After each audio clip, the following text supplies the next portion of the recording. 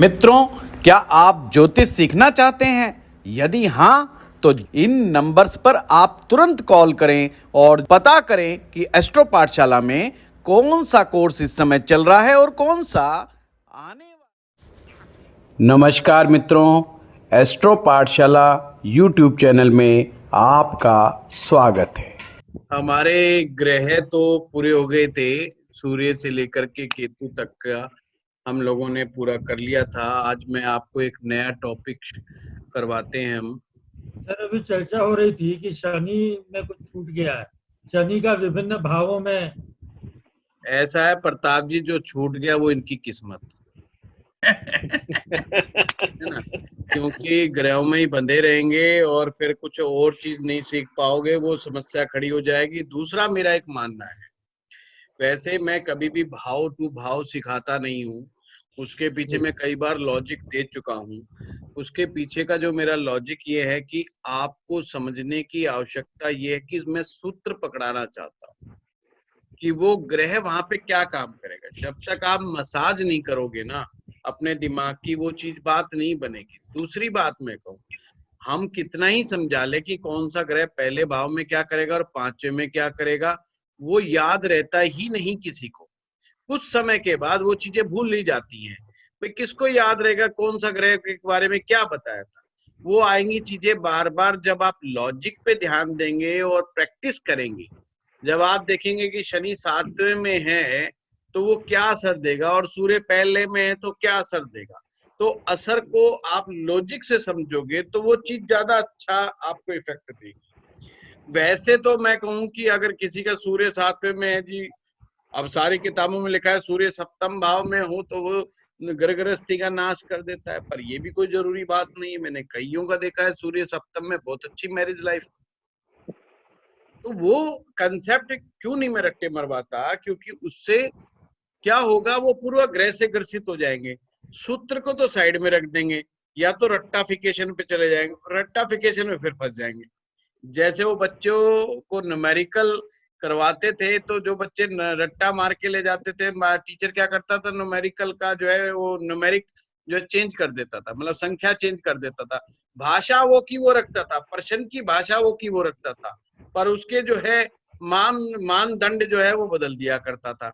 और वो जो रट्टा मार के आते थे वो वही गलती कर जाते थे, क्योंकि उनको तो आंसर रट्टा पड़ा है, उन्होंने तो आंसर तक पहुंचना है किसी तरीके से, तो आंसर वही ले जाकर के और उनका सबका पूरा प्रश्न गलत हो जाता था।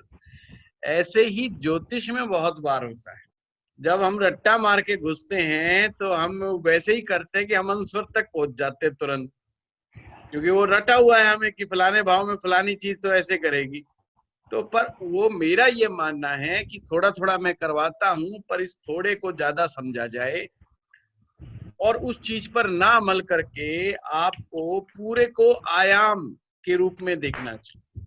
जैसे जब आप किसी की जन्म पत्रिका को देखते हैं तो केवल एक चीज देख करके कुछ नहीं बोलते, आपको सबका प्लस माइनस करके देखना पड़ेगा कि क्या है क्या नहीं है। अगर वो प्लस माइनस करके देख पा रहे हैं तो आप कुछ बोल पा रहे हैं, जब तो आप सटीकता तक पहुंच पा रहे हैं।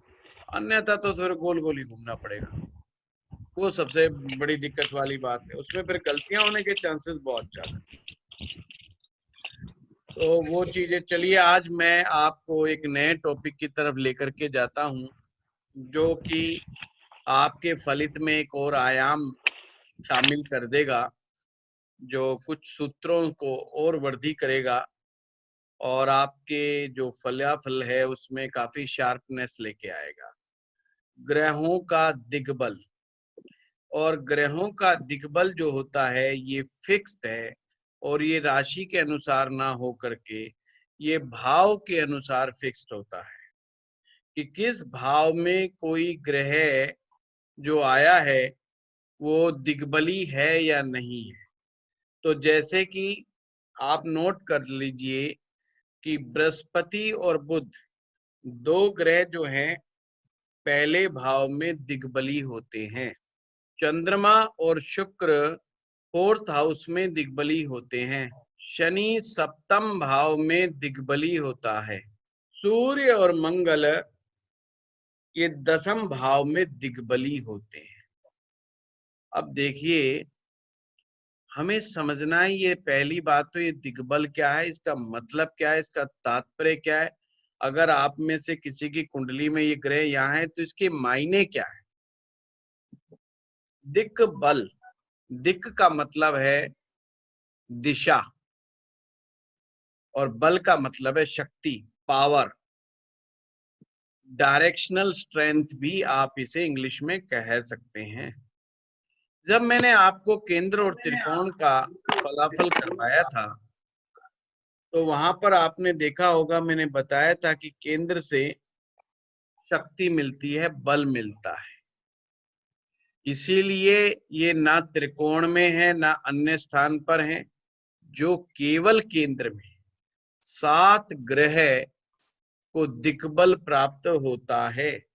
और वो जभी होगा जब वो केंद्र में निश्चित भाव में विराजमान होंगे। जैसे सूर्य और मंगल अगर दशम में बैठा है तो ही उसको दिग्बली माना जाएगा, अन्यथा उसे दिग्बली नहीं माना जाएगा। अन्य वो उच्च का हो सकता है, वो स्वग्रही हो सकता है, वो मूल त्रिकोण का हो सकता है, वो सारे काम कर सकता है, पर दिग्बली जब ही होगा सूर्य जब वो आपकी जन्म पत्रिका में दशम भाव में विराजमान होगा। अब ये दिशा बल का क्या तात्पर्य हुआ, यानी कि ऐसी दिशा आपको प्राप्त हो रही है, उस दिशा के अनुसार कार्य करने से आपका बलाबल बढ़ जाता है। ये दिशा बल की कहानी है। आइए उदाहरण के रूप में समझते हैं। पहले भाव पर ही चलते हैं। पहले भाव में गुरु और बुध 2 ग्रह दिग्बली हो जाते हैं, यानी कि या तो गुरु बैठ जाए तो गुरु दिग्बली हो जाएंगे फर्स्ट हाउस में, और बुध बैठ गया तो बुध भी दिग्बली कहलाएगा। अब दिग्बली का एक तात्पर्य और भी है, वो भाव को बहुत मदद पहुंचाता है। जिस भाव में ग्रह है, फिर से सुनिए, जिस भाव में ग्रह दिग्बली होता है उस भाव के बल को बढ़ा देता है, अर्थात उस भाव से आने वाली चीजों में वृद्धि कर देता है, अर्थात उस भाव से आने वाली चीजों में वृद्धि कर देता है। अब समझने वाली बात ये है कि पहले भाव से हम क्या क्या चीजें देखते हैं। तो पहले भाव से हम बुद्धि देखते हैं। अब बुद्धि, एक तो आंतरिक बुद्धि आपकी तो है सो है, पर बाहर के लोग उस बुद्धि को कैसे स्वीकार करें कि आप बुद्धिमान हो। तो अपनी बुद्धि की स्वीकार्यता के लिए आपको कुछ ज्ञान की बात करनी पड़ेगी। जब आप बड़ी सभा में जाओगे तो कोई आप ये दिखाना चाहते हो कि मैं बुद्धिमान हूं, तो लोग कैसे मानेंगे कि आप बुद्धिमान हो। जब तक कि आप कोई ज्ञान की कोई वचन नहीं कहेंगे तो कैसे लोग स्वीकार कर लेंगे कि आप बुद्धिमान हो।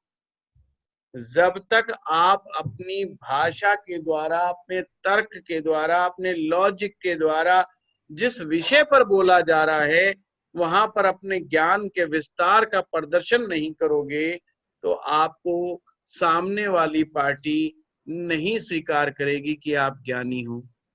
यानी बुद्धि का परिमाण के लिए, बुद्धि के समर्थन के लिए कि आप यू आर इंटेलिजेंट गाय, 2 ग्रहों की आवश्यकता पड़ती है, बुध ग्रह की और गुरु ग्रह की। अब बुध बुद्धि प्रदाता है और गुरु ज्ञान प्रदाता है। अब केवल बुद्धि तो शार्प हो पर व्यक्ति की नॉलेज 0 हो तो कोई लाभ नहीं। ये भी एक खासियत है, जो बुद्धि शार्प होती है वो ज्ञान को बहुत जल्दी ग्रहण कर लेती है, वो ज्ञान को बहुत जल्दी ग्रैस्प कर लेती है। इसलिए ये 2 ग्रह संयुक्त रूप से लगन को बड़ी मदद पहुंचाते हैं। अब इसके दो मायने, या तो अब एक नए सूत्र को मैं नए तरीके से फलाफल को समझा रहा हूं, इसको समझने वाली बात, या तो आपकी कुंडली में गुरु और बुध कहीं पर भी बैठे बली हो जाए, नट सेल में बता रहा हूं, स्ट्रांग हो जाए, तो आपका लगन में मजबूती आएगी। और लगन के किस पॉइंट पर मजबूती आएगी? क्या हेल्थ के मामले में? नहीं, हेल्थ के मामले में नहीं, अपितु उसमें ताकत आएगी बुद्धि के मामले में और ग्रोथ के मामले में। गुरु विस्तार का कारक है, गुरु ग्रोथ का कारक है, तो गुरु आपको बली होने के कारण आपका लगन, जो कि आपकी लाइफ की ग्रोथ को बताता है, आपकी लाइफ में आप कितना राइज करेंगे, ये आपकी लगन की पावर डिसाइड करती है।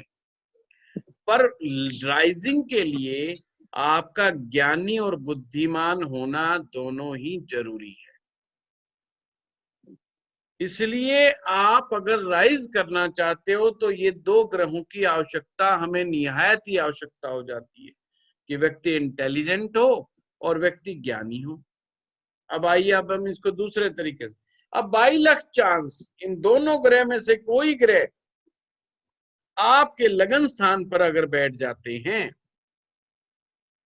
तो ये आपको परमेश्वर का आशीर्वाद माना जाता है। इनमें से कोई भी एक ग्रह, दो में से, चलिए हम यात्रा करते हैं गुरु ग्रह की। अगर मान लीजिए किसी व्यक्ति की, किसी सज्जन व्यक्ति की कुंडली में, जन्म पत्रिका में गुरु ग्रह है, लगन पर बैठ जाता है, तो ये उसके लिए आशीर्वाद है परमेश्वर का, क्योंकि यहां पर उसे दिग्बल प्राप्त हो गया, गुरु को दिग्बल प्राप्त हो गया। अब जो गुरु ग्रह है वो दिशा कौन सी है उनकी? गुरु जो है नॉर्थ ईस्ट डायरेक्शन के स्वामी है। अब ये भी बात, थोड़ी दिशाओं का ज्ञान भी इसमें समझते जाइए, एड ऑन करते जाइए, उससे और आपके अंदर एक क्लैरिटी आएगी और एक शार्पनेस आएगी चीज को समझने के लिए। ये वही दिशा है नॉर्थ ईस्ट डायरेक्शन, जो आपके घर में, आपके वास्तु में, जिसके बारे में कहा जाता है ये दिशा आपकी जिंदगी की तरक्की, उन्नति के लिए और परमात्मा के ध्यान के लिए अति आवश्यक है। क्यों? अब आप इसके लॉजिक में जाइए। लॉजिक ये कहता है कि ये वह दिशा है जहां पर आप जब बैठते हो कुछ समय के लिए अपने घर के कोने में, तो आपको क्लैरिटी ऑफ थॉट्स मिलता है। देखिए, जब हम टेंशन में आते हैं, टेंशन में कब आते हैं? जब हमारे पास कोई मुसीबत आती है, कोई समस्या आती है, कोई हर्डल आती है, तो हम दिमाग लगाते हैं यार इस चीज से कैसे मुक्ति पाई जाए। और हम एक इसमें सूत्र भी बता रहा हूं, और हम घर के किसी भी जगह पे जाके बैठ के अपना सोचना शुरू कर देते हैं। और अक्सर हम बेडरूम में सोचते हैं या ड्राइंग रूम में बैठे रहते हैं, अकेले होते तो कोई नहीं होता, तो के बैठना शुरू कर देते हैं।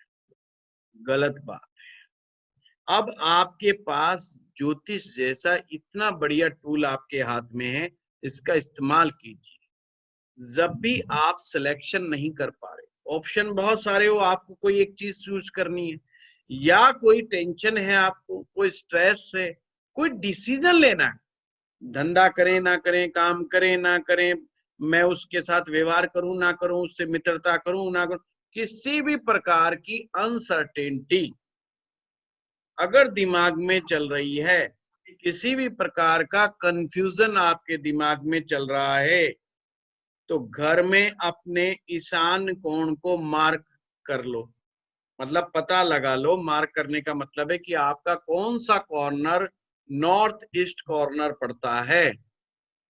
उस कॉर्नर को सर्वप्रथम तो साफ सुथरा कर दो। रीजन आपको बता दिया, वो गुरु की दिशा है, और गुरु को शुद्धि पसंद है।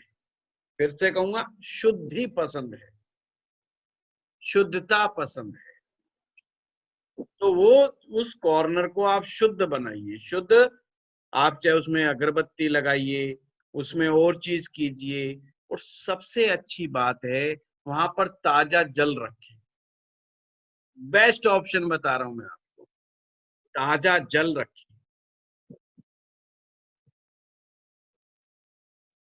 और एक दिन के बाद उस जल को हटा करके दूसरा जल लेकर के आए, बासी जल ना रखें। तो जल को आप लोग दूसरे पलट करके, क्योंकि जल आप जानते हैं चंद्रमा है, और बृहस्पति और चंद्रमा का बड़ा अच्छा संबंध है। तो अपने उस दिशा में जहां पर बृहस्पति का वास है, वहां पर अगर चंद्रमा को स्थापित करेंगे तो वह जगह और भी अच्छी हो जाएगी। अब चंद्रमा जल है, चंद्रमा चावल है, चंद्रमा चांदी है, चंद्रमा दूध है, चंद्रमा माँ भगवती है, चंद्रमा आपकी मदर है, चंद्रमा बहता हुआ जल है।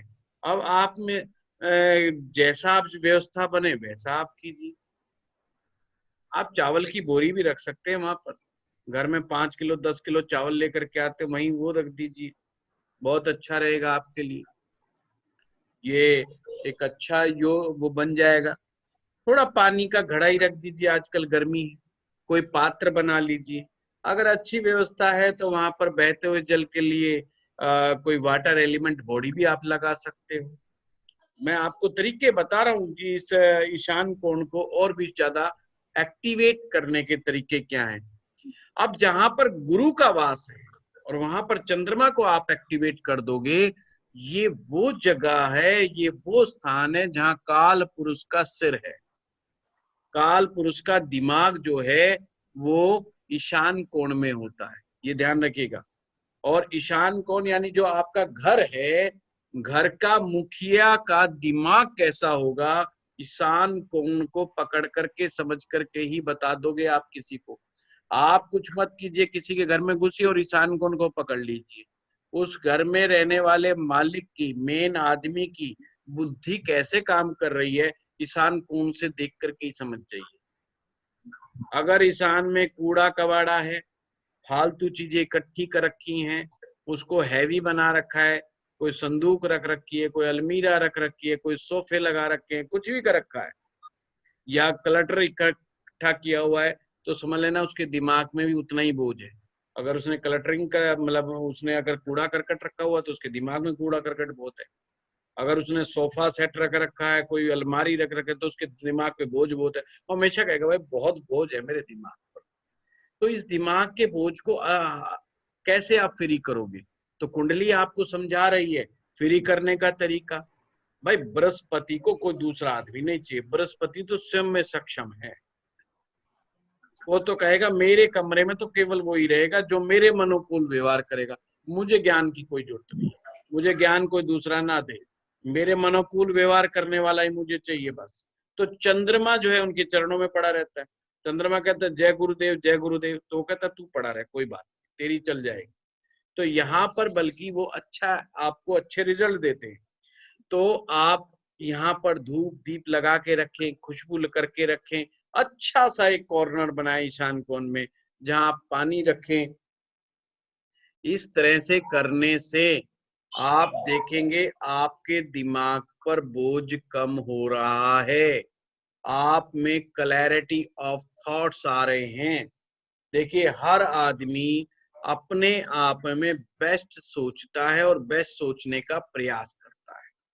कोई मूर्ख नहीं है, ये भूल जाओ कि कोई मूर्खता कर गया तो उसने जानबूझ के मूर्खता के आइडिया खोज के लेके आया है, या उसने कहीं किसी यूनिवर्सिटी में जाकर डिग्री करके आया मूर्खता की, ये दिमाग से निकाल दी। ऐसा कुछ नहीं है।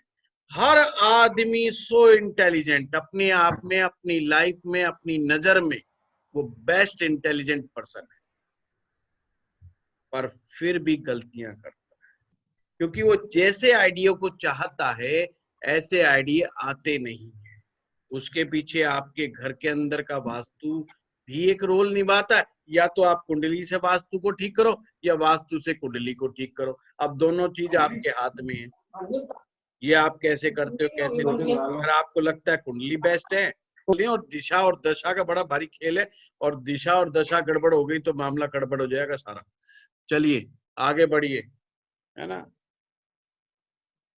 तो अगर आप ज्यादा समय, कुछ समय अपने जीवन का पर डे 1 घंटा, आधा घंटा, सवा घंटा, जो मैंने आपको मौन की साधना बताई है, आप वहां जाकर के घंटा 1.5 घंटा वहां बैठे, उस कॉर्नर में ही बैठ जाए, छोटा सा ही कॉर्नर बना लें बेशक, और जो भी आप सोचते हैं, जो भी आप थॉट प्रोसेस करते हैं कि मुझे लाइफ में क्या करना चाहिए और क्या नहीं करना चाहिए, आप चाहे छोटे छोटे उस दिन का प्लान बना रहे हैं, तो उस कॉर्नर में बैठ करके आप जब करेंगे तो आपको बृहस्पति देवता की, बृहस्पति भगवान का आशीर्वाद मिलेगा और आपके गलती खाने के चांसेस बहुत कम हो जाएंगे।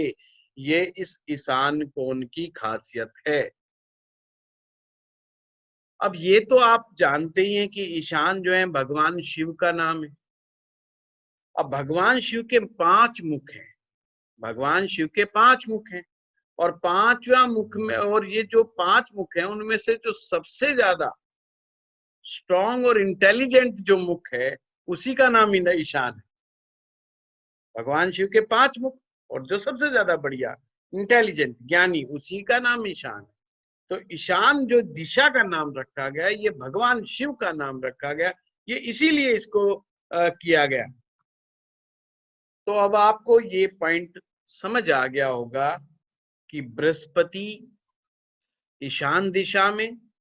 अब हर जगह की एक चीज ध्यान रखना, अगर हर चीज की अगर कोई अच्छाई है और खासियत है तो उसके यहाँ पर विघ्न भी है, से काल चक्र भी बोलते हैं। कभी मौका लगा तो आपको अष्टदल पदम करवाऊंगा मैं, जो आदित्य चक्र भी उसे कहा जाता है, 8 लोटस चक्रा भी उसे कहा जाता है ज्योतिष के अंदर, जिसमें 3 चीजें एक साथ चलती हैं, ग्रह दिशा, ग्रह, ग्रह का दिक्, और ग्रह का वास, और ग्रह का काल।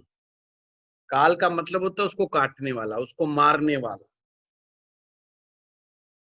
क्योंकि अगर है तो भाई काट, आप सिंपल भाषा में ऐसे समझे कि उस दिशा को खराब कौन करेगा, उस दिशा को खराब कौन कर सकता है, कौन नहीं कर सकता है, उस पॉइंट पर। तो राहु, राहु जो है राक्षस का प्रतीक माना जाता है।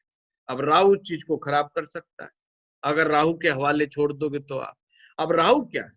घर का कूड़ा कबाड़ा, गला, घर का टूटा फूटा सामान, घर की टूटी फूटी क्रॉकरी, प्लास्टिक की बनी हुई जितने भी आइटम, क्योंकि प्लास्टिक जो है जमीन में दबा दो 100-200 साल भी उसका कुछ नहीं होता, वो नष्ट नहीं होता।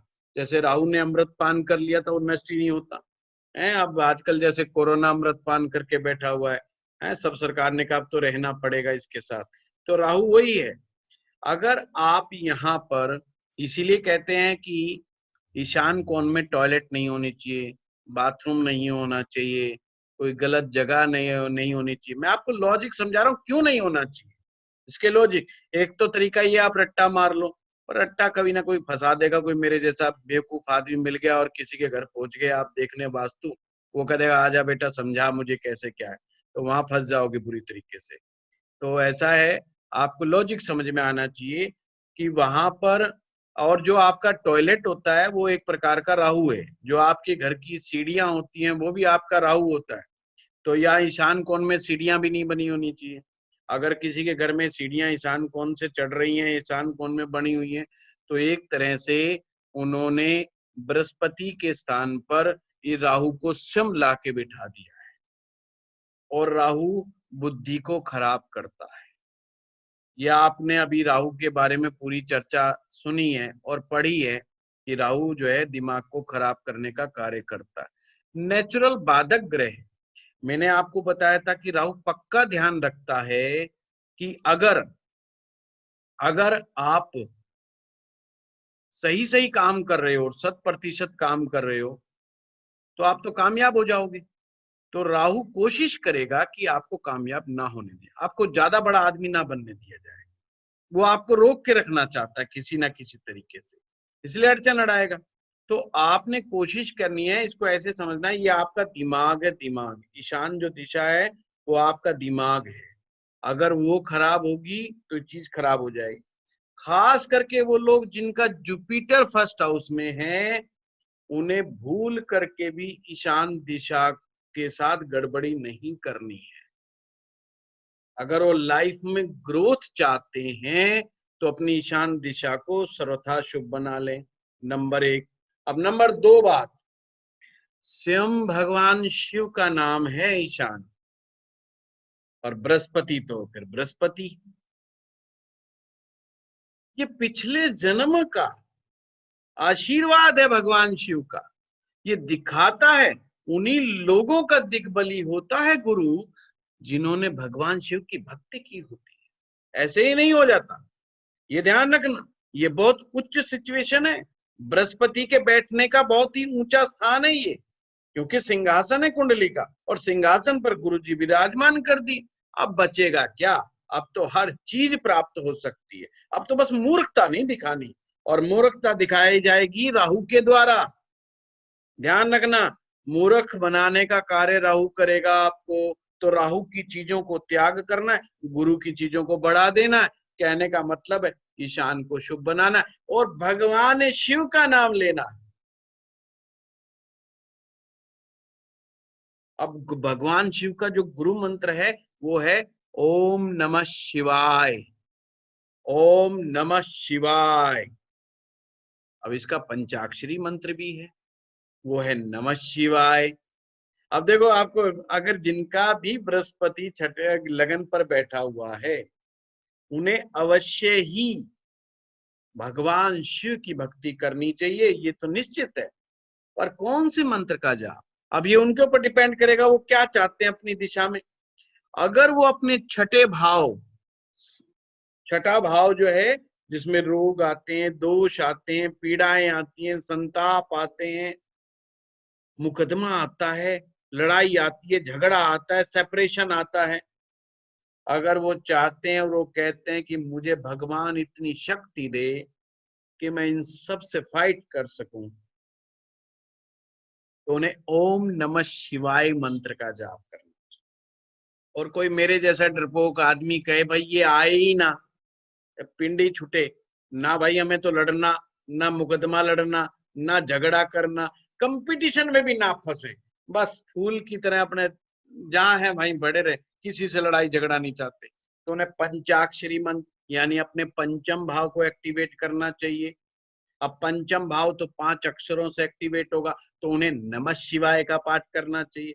अब आपको दोनों ही चीज बता दिया आपके हाथ में, अगर ओम नमः शिवाय करते हो तो भी गलत नहीं, नमः शिवाय करते हो तो भी गलत नहीं, पर अगर मुकदमा चल रहा है, कर्जा चल रहा है, कुछ और चीज, तो आप ओम नमः शिवाय का भी पाठ कर सकते हैं।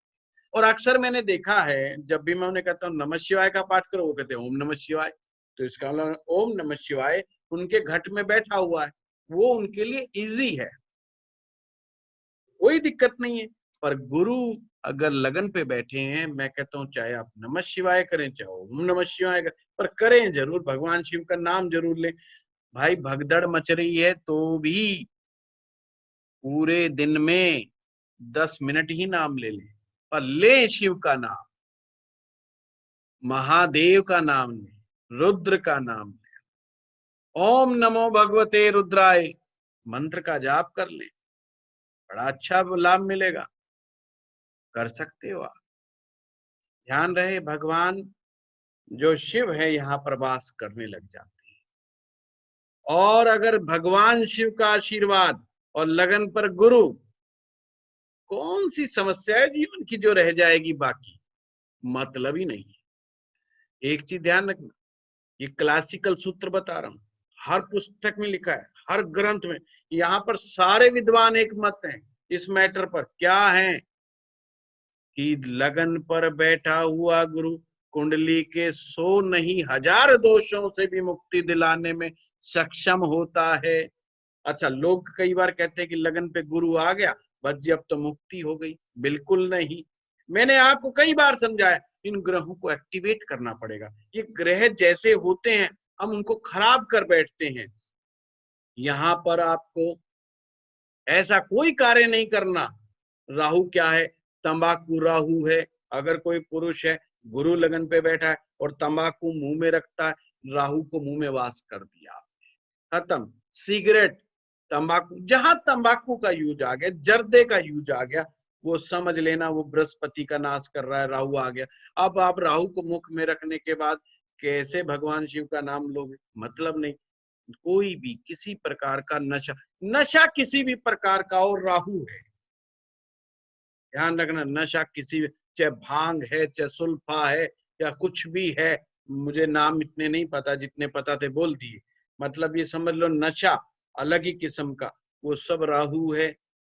तो राहु से मुक्ति पाइए, और मुक्ति पाने का तरीका ये ही है कि हम भगवान शिव की भक्ति करें। अच्छा, भगवान शिव के ऊपर भांग चढ़ती है, कुछ मूर्ख लोग ये समझ बैठते हैं कि भगवान शिव भी भांग पीते तो हम भी पी लें, भगवान शिव पे धतूरा चढ़ता तो हम भी कर लें। नहीं नहीं, ये तो हमने उनको अर्पित कर दिया। जो चीज आप अर्पित कर देते हो वो आपकी नहीं रही, वो आपकी है ही नहीं, वो तो भगवान की है। ये दिखाया जाता है कि भगवान के पास इतना सामर्थ्य है। भगवान आपको छूट देते हैं कि आप जंगल में भी रहते हो और आपके पास केवल मात्र जो है भांग की पत्तियां हैं, तो उससे भी आप मुझे अर्पित कर दोगे तो वो भी स्वीकार है। देवों के देव महादेव इसीलिए महादेव है, वो हर तरह से प्रसन्न होने का प्रयास करते हैं, तो बहुत जल्दी प्रसन्न हो जाते हैं। इसलिए राक्षसों को भी वरदान बहुत जल्दी दे बैठते हैं। तो ये बृहस्पति की कहानी है। अब आपने बृहस्पति की कहानी को समझा। तो ये दूसरा तरीका था कि आपने दूसरा तरीका मतलब मंत्र जाप के द्वारा। पहला तो बताया ईशान कोण को ठीक करो, दूसरा बताया मैंने मंत्र जाप करो। ऐसे व्यक्ति को करना चाहिए तो लाभ होगा, मुक्ति मिलेगी उसको जल्दी। मुक्ति किससे मिलेगी? अंधकार से मुक्ति मिलेगी, अज्ञानता से मुक्ति मिलेगी। उसको ज्ञान इतना हो जाएगा, गहरा ज्ञान हो जाएगा। कहते हैं ना, गहरे पानी बैठ के लिया गया ज्ञान। गहरे पानी बैठना मतलब डूबा हुआ है वो, घट घट तक उसने ज्ञान ग्रहण किया हुआ है। सुलझा हुआ व्यक्ति बन के निकलेगा, निखर करके सामने आएगा। बस राहु को अड़ना, राहु काटता है इस चीज को, ये ध्यान रखना। राहु रास्ता काटने वाला है, मतलब ऐसी बिल्ली समझो जो रास्ता काट के काम खराब कर जाती है। तो अब आपने बस प्रयास यही करना है कि राहु नहीं आना चाहिए। अब तीसरा एक और, अगर लगन पे बैठा गुरु तो आपको पीला पुखराज भी धारण कर लेना चाहिए, गुरु के प्रभाव को बढ़ा लेना चाहिए। अब इसके कई लाभ भी हैं। गुरु में आकाश तत्व है और आकाश तत्व ही शरीर और आत्मा को आपस में जोड़ करके रखता है। ध्यान रखिए, हमारा शरीर 5 तत्वों से बनता है। उन तत्वों में आकाश तत्व ही एक ऐसा होता है जो हमारे शरीर और आत्मा को जोड़ के रखता है। क्योंकि अगर शरीर से आत्मा निकल गई तो मामला खत्म है, फिर तो यो यमराज का वो बन जाएगा ग्रास, फिर तो यमराज जी आकर ले जाएंगे उसको, है। तो यमराज टिकता नहीं, गुरु के सामने यमराज टिकता नहीं। जब भी आप ओम नमः शिवाय का पाठ करेंगे, यमराज उस समय उसी क्षण वहां से भाग जाता है। जब आप ओम नमः शिवाय का पाठ करेंगे तो उसी क्षण राहु वहां से भाग जाता है। अच्छा, जिनके ऊपर राहु का प्रभाव, वो कुछ मत करो, जाओ शिव मंदिर में, शिवालय में जाओ, ओम नमः शिवाय का पाठ करो, राहु उसी क्षण भाग जाए। बड़ा स्ट्रॉन्ग रेमेडी है ये बता रहा हूँ। हम उपाय तो गुरु का कर रहे हैं, नाम हम ओम नमः शिवाय कर रहे हैं, ये सब कनेक्टेड चीजें। 1.25 लाख मंत्र का संकल्प लेकर के उन्हें नमः शिवाय का पाठ करना चाहिए, लाभ होगा, निश्चित रूप से लाभ होगा। हल्दी का सेवन ज्यादा से ज्यादा करें, ब्राह्मण का अपमान भूल करके भी ना करें। अब ये भी एक समस्या है कि ब्राह्मण क्या है क्या नहीं है। यहाँ मैं विद्वानों को ब्राह्मण कहता हूं। जिन लोगों का जीवन शुद्ध है, जिन लोगों का जीवन विशुद्ध है, वो ब्राह्मण।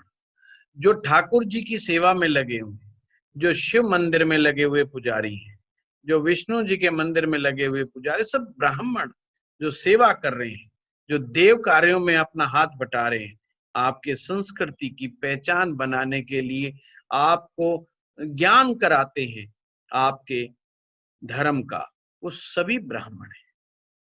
वैसे तो अगर आपके ब्राह्मण का धर्म को देखना हो तो एक फिल्म है धर्म, आप जरूर देखिएगा, इंटरनेट पे मिल जाए तो, पता नहीं, मैं तो टीवी पे ही देखी है मैंने फिल्म वो।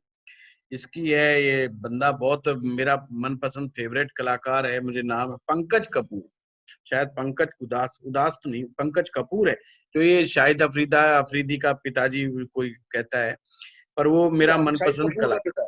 हाँ हाँ, वो मेरा मनपसंद फेवरेट कलाकार है, मैं उसे मानता हूँ कि बड़ा मंझा हुआ कलाकार है। उसने ब्राह्मण का रोल किया है और फिल्म बनारस के ऊपर है, और उसमें दिखाया है कि एक ब्राह्मण का कर्म कितना कठोर है और किस तरह से ब्राह्मणत्व को जिया जाता है, और उसमें भी दिखाया गया है कि ये भगवान शिव का ही उपासक है। तो भगवान शिव की उपासना में बहुत बला बल है, वो धर्म की रक्षा करने वाले। और जितना आप गुरु को लगन पर बैठे हुए गुरु को बलि बनाओगे उतना अच्छा। अच्छा, अब ये तो थी बात उनके लिए जिनका लगन पे बैठा है, और जिनका कहीं इधर उधर भी बैठा है तो ध्यान रखिएगा, अगर आप अपने घर के ईशान को खराब करते हो तो गुरु आपका कुंडली में कहीं बैठा हो वो गड़बड़ा जाएगा, तो उसको भी बड़ा ध्यान रखना है। तो ये चीज का ध्यान बड़ा रखना। अब दूसरे पे आते हैं हम, बुध ग्रह के ऊपर। जैसे गुरु का लगन पे बैठना बहुत अच्छा है, उसी प्रकार से बुध ग्रह का भी लगन पर बैठना बहुत अच्छा है। ये विष्णु जी का आशीर्वाद है, ये श्री हरि विष्णु जी का आशीर्वाद है, ये पूर्व जन्म के, ये दिखाता है कि उस जातक ने भगवान श्री हरि विष्णु की भक्ति की है। अब बुध ग्रह तो बुद्धि प्रदाता है। अब बुध दिशा कौन सी दिशा है बुध की? उत्तर दिशा। उत्तर दिशा जिसका स्वामी कौन है? कुबेर जी महाराज। अब कुबेर कौन है? जो धनाध्यक्ष है। समझिए, चीज को समझिए, कितना गहरा सूत्र है। यानी कि वो स्वयं कुबेरपति हो गए, लगन पर बैठे हुए बुद्ध हैं, तो यानी कि कुबेर खुश हैं, प्रसन्न हैं, धनाध्यक्ष खुश हैं। ऐसे व्यक्ति को उत्तर दिशा का विशेष ख्याल रखना चाहिए। अगर उत्तर दिशा में गड़बड़ पैदा हो गई तो मामला खराब हो जाएगा। अब इस दिशा को भी काटने वाला एक वो है चंद्रमा, वहां चंद्रमा का वास है। इसलिए तो कहते हैं चंद्र और बुध आमने सामने नहीं होने चाहिए, या चंद्र बुध एक साथ नहीं होने चाहिए। वैसे तो ये ऐसे भी समझ सकते हो कि पिता पुत्र जो है तो दोनों में आपस में नहीं बनती है, तो ये भी एक कारण है। पर वास्तव में जिन लोगों की कुंडलियों में अगर चंद्र और बुध आमने सामने हो जाएं तो आप देखिए उन्हें कर्म को लेकर के बड़ी चिंता सताती है। वो बार बार एक ही बात कहेंगे, मैं ये काम कर क्यों रहा हूँ, ये मेरे से काम हो क्यों रहा है। मतलब वो अपने काम को लेकर के बड़े चिंतित रहते हैं। इसलिए ये योग, ये संजोग अच्छा नहीं माना जाता। ये बुध ग्रह, अब बुध तो बुद्धि है और चंद्रमा मन है, अब इसको ऐसे भी समझ सकते हो आप। तो ये चलो हम इतनी आगे नहीं भी जाते, तो आपको ऐसे जातकों को क्या करना चाहिए जिनका लगन पे बुध बैठा है। लगन का बुध विष्णु जैसा सामर्थ्य देता है, और विष्णु का तात्पर्य है लोगों की जिम्मेवारी उठाने का सामर्थ्य देने वाला। मतलब व्यक्ति के पास इतना धन होता है या इतना धन का आशीर्वाद उनके पास होता है कि वो लोगों की पालना कर सकते हैं, यानी कि कई लोगों को पाल करके रख सकते हैं, इतना उनके पास परमात्मा उनको सक्षमता देता है। अब इसका तात्पर्य यह है कि इसको हमने शुभ बनाना है तो उत्तर दिशा में, उत्तर दिशा को खराब नहीं करना, उत्तर दिशा को शुभ बना करके रखना है।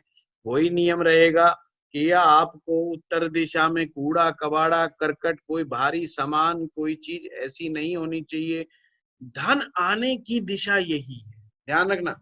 ईशान दिशा तो थी ज्ञान के आने की दिशा, कि जब ज्ञान आएगा तो अंधकार छट जाएगा, जब आपको प्रकाश आएगा आपके अंदर तो हर चीज प्रकट हो जाएगी, तो आप गलती करेंगे ही नहीं। तो वो भी एक तरीका है जीवन में। अब एक तरीका ये है कि भाई गलती बेशक आ जाओ परंतु धन का दरवाजा खुला रहे। तो धन का दरवाजा खुलेगा तो लक्ष्मी जी जो आती हैं, लक्ष्मी जी जो प्रवेश करती हैं, वो उत्तर दिशा से करती हैं। अब इसका क्यों बता दिया मैंने आपको, कुबेर जी जो है वहां के स्वामी हैं, आप इसको ऐसे भी समझ सकते हो। यहाँ पर कुबेर का दिक है, कुबेर का दिक ना, कुबेर कुबेर की दिशा आ गए, यहाँ कुबेर का बल है, आप ऐसे भी कह सकते हो। और कुबेर का सबसे अच्छा वाहन कौन सा है? मनुष्य वाहन। जब आप कुबेर जी की तस्वीर देखें ना, कुबेर जी रथ पे बैठे हैं, परंतु जो वाहन के रूप में ना मनुष्य, मनुष्य के गले में पट्टा डाल रखा है और वो खींच रहे हैं, है ना। वो कहते हैं भाग बेटा भाग, कितना भागता है। तो वो पट्टे, यानी कि हम सभी लोग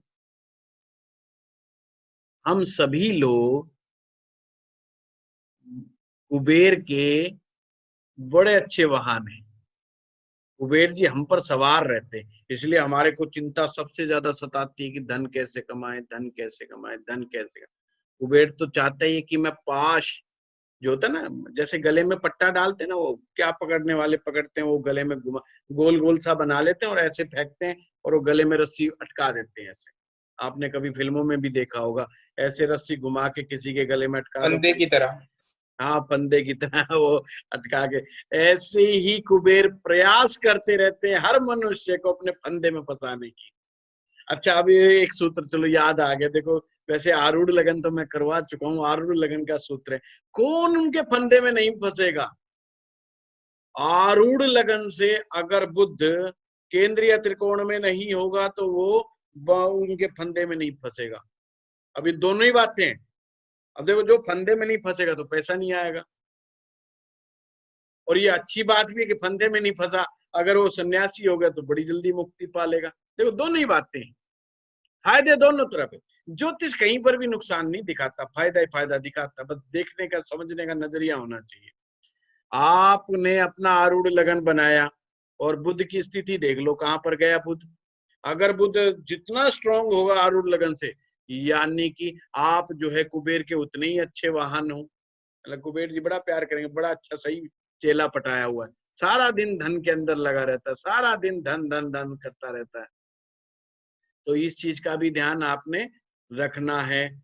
अगर जैसे स्वामी विवेकानंद जी की कुंडली को पकड़ लो आप, स्वामी विवेकानंद जी की कुंडली में जो अगर आरूढ़ लगन निकाल के देखोगे तो छठे में आ गया उनका बुध, तो निकल गए वो, फंदे में फंसे ही नहीं। वो क्या करने गए थे? वो नौकरी मांग रहे थे बेचारे, कहीं नौकरी, क्योंकि उस समय के बीए पास थे भाई, उस समय बीए पास कोई मिलता ही नहीं था, और उनको लगता था वाह जी अंग्रेजों के जमाने की बात है, उस समय बीए पास आदमी कहाँ मिलता, बेचारे को नौकरी भी नहीं लग रही थी।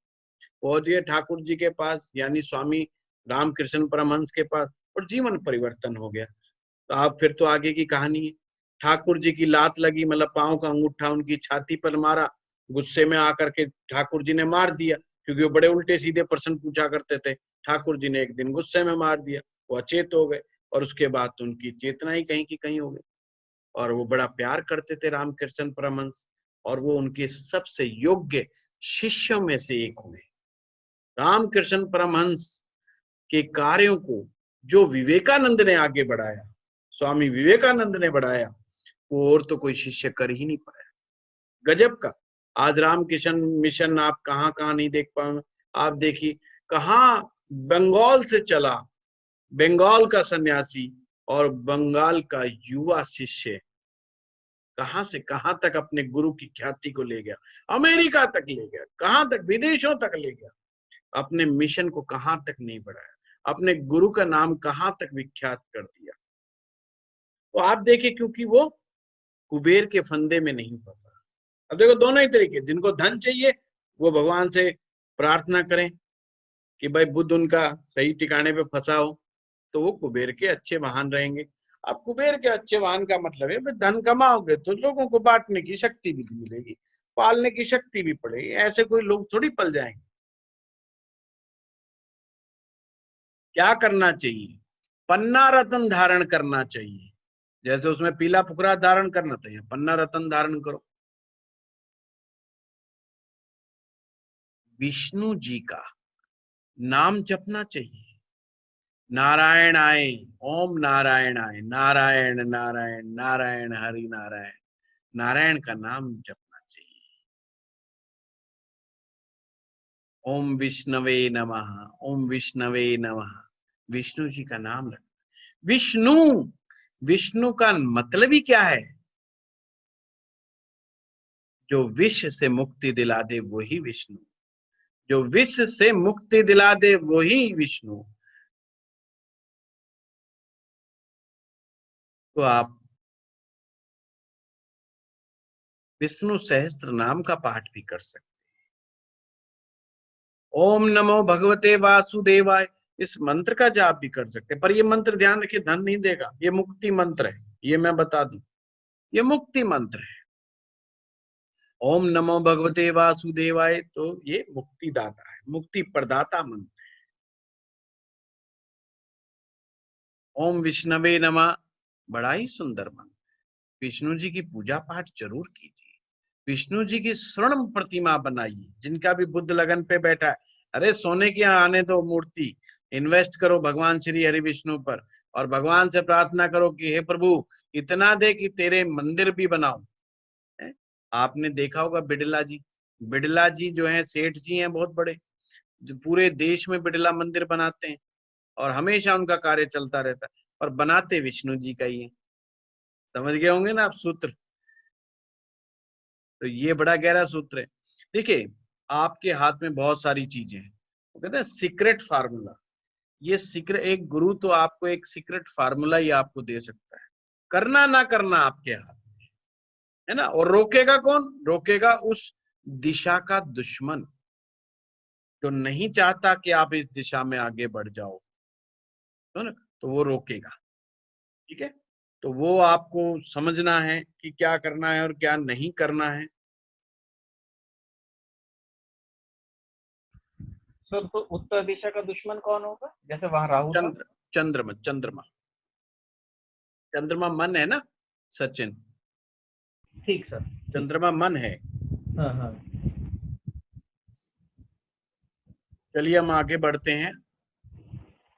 तो ये दो ग्रह मैंने आज आपको बता दिए। अब हम आगे बढ़ते हैं कि जिनका भी अगर बुध लगन पे है या गुरु पे, तो जो मैंने रेमेडी बताई है जरूर अपनाइए, जीवन के अंदर उनको फायदा होगा।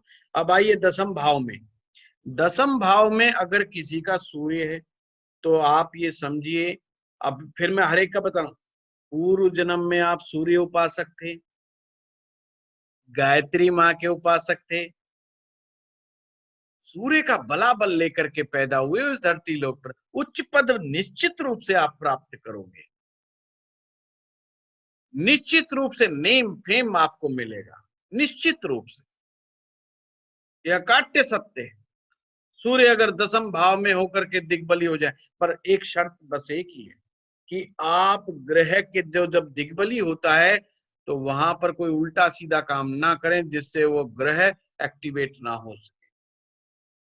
और ध्यान रहे, सूर्य का दुश्मन स्वयं सूर्य होता है, स्वयं सूर्य का शत्रु स्वयं होता है। अब सूर्य तो हेल्थ का कारक है, और हेल्थ की रक्षा करना तो तुम्हारा खुद के ही हाथ में है भाई। इसलिए तो लगन का कारक है, सूर्य लगन का कारक है कि नहीं है। तो हेल्थ का जिम्मेवारी सूर्य नारायण भगवान के ऊपर है, और वो आपको अपने आप कहता है कि हेल्थ के स्वयं जिम्मेवार हो।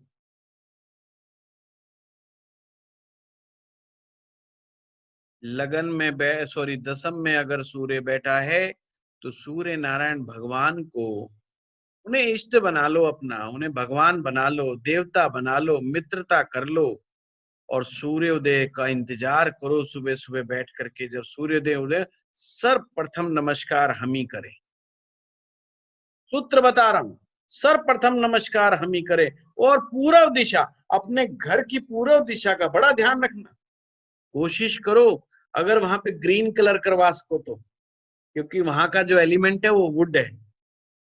मैं आपको सूत्र बता रहा हूँ, पूर्व दिशा में ग्रीन कलर का कलर पेंट वगैरह सब करा दो, भगवान सूर्य भगवान की प्रतिमा लगा दो, और 7 घोड़ों पर सवार अगर सूर्य नारायण भगवान की पूर्व दिशा में आप लगाते हो तो बहुत ही उत्तम है। गायत्री माँ की सेवा करो, गायत्री मंत्र का जाप करो, यही सूर्य का बलाबल आपको बहुत लाभ देगा। पूर्व दिशा बहुत बली है। आपने अपना कर्म देखना है ना, पूर्व दिशा की तरफ, अपने जन्म स्थान से पूर्व दिशा की तरफ शहर पकड़ना, देश पकड़ना, शहर पकड़ना पड़े, देश पकड़ना पड़े, पूर्व दिशा पकड़ लो।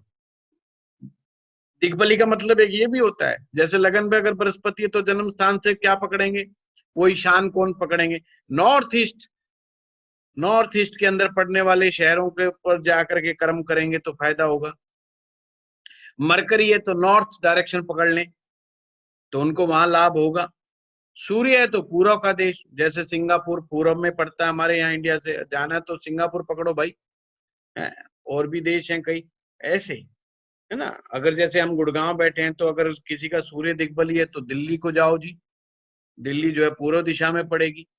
तो इस तरीके से आप अपने अपने जो है बर्थ प्लेस से अपना उस रेफरेंस को भी देख सकते हैं, उस पॉइंट को भी समझ सकते हैं।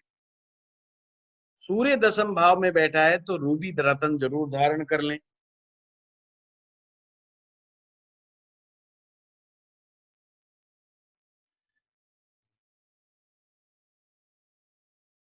देखिए मैंने 3 पॉइंट बताए, उस दिशा का विशेष ख्याल रखना है, उससे संबंधित रतन धारण करना है, और उससे संबंधित मंत्र का जाप करना। अब मंत्र अगर सूर्य मंत्र नहीं आता तो गायत्री मंत्र का जाप करें, नहीं मंत्र जो है सूर्य लक्ष्मी बीज मंत्र भी बता देता हूँ, ये हमारे गुरु जी का दिया हुआ सिद्ध बीज मंत्र है, ये मुझे गुरु कृपा से प्राप्त हुआ था, आज जबान पे आ गया तो मैं बता देता हूँ। ओम हरिम गणेश सूर्य आदित्य श्रीम, ओम ह्रीम गणेश सूर्यादित्य श्रीम, ओम ह्रीम गणेश सूर्यादित्य श्रीम। इसमें माँ भगवती और माँ लक्ष्मी दोनों का आशीर्वाद छिपा हुआ है इस बीज मंत्र में। बड़ा ही अद्भुत बीज मंत्र है ये, मतलब जो है अनुभूत सिद्ध प्रयोग है। इसका कम से कम 10,000 की संख्या में मिनिमम जाप करना चाहिए। 11 दिन के अंदर करके देखो, 11 माला रोज लग जाओ, संडे से शुरू करो, रविवार से शुरू करो। और एक सूत्र मैं बताता हूँ, जिंदगी में कोई सा भी ग्रह को अगर आपने उच्च बनाना हो उसका भी फार्मूला है, उसका भी फार्मूला, पर कभी फिर बाद में दूंगा, अभी मन हट गया एकदम से। चलिए, कहने का मतलब ये है कि जब सूर्य मंत्र का आप जाप करें, 11 दिन तक करें, रोज 11 माला के साथ करें, निश्चित रूप से आपको अनुभव होगा, साधना का एक अनुभव होगा, और सूर्य की रश्मियों का एहसास करोगे। इसका पहला फायदा तो होगा, सूर्य आपका मणिपुर चक्र है, आपका जो नाभि चक्र है वो आपका सूर्य चक्र है, वो आपका ठीक होगा। जब सूर्य चक्र ठीक होगा तो आपका खान पान ठीक होगा, आपका डाइजेशन ठीक होगा। इसे कहते हैं पॉजिटिव पित्त। वैसे तो जिनका सूर्य दशम में होता है उनको ऐसे डाइजेशन से रिलेटेड तकलीफें रेयर ही चांस है जिनको होती हैं, मतलब वो बहुत ही बड़ी मूर्खता दिखाएगा तो देखो कुछ कह नहीं सकता। वही वाली बात है कि आदमी कभी कभी अपने कर्मों से भी चीजों को बिगाड़ बैठता है, अदरवाइज वह प्रकृति उसको बड़ा अच्छा डाइजेस्टिव सिस्टम देती है। तो ये मैंने बताया सूर्य के बलाबल के बारे में। इसी प्रकार से मंगल का जो दिग्बल होता है, मंगल जो है ये दक्षिण दिशा, मंगल जो दिशा है किस दिशा का स्वामी है, दक्षिण दिशा का। और दक्षिण दिशा जो है यमराज की दिशा भी है, ध्यान रखना। तो यमराज तो चाहते हैं भाई मृत्यु आए, उसका तो काम है, उसका तो होमवर्क है, वो तो चाहता ही यही है। पर मंगल रोल अदा करता है।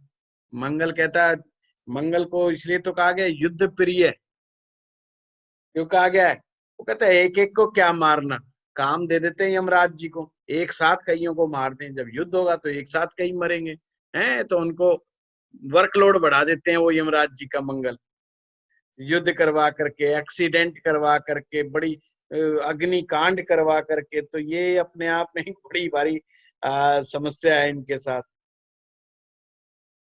अब यहाँ पर जो है मंगल है और यमराज जी हैं इस दिशा के अंदर। देखिए, जिनका भी मंगल दशम भाव में होता है, जिनका भी मंगल दशम भाव में होता है, निश्चित रूप में वो अपने कुल के चिराग होते हैं, अपने परिवार के, अपने खानदान का नाम रोशन करने वाले होते हैं। इस चीज का ध्यान रखें। तो ये दक्षिण दिशा इनकी स्ट्रांग होनी चाहिए, ऊंची होनी चाहिए।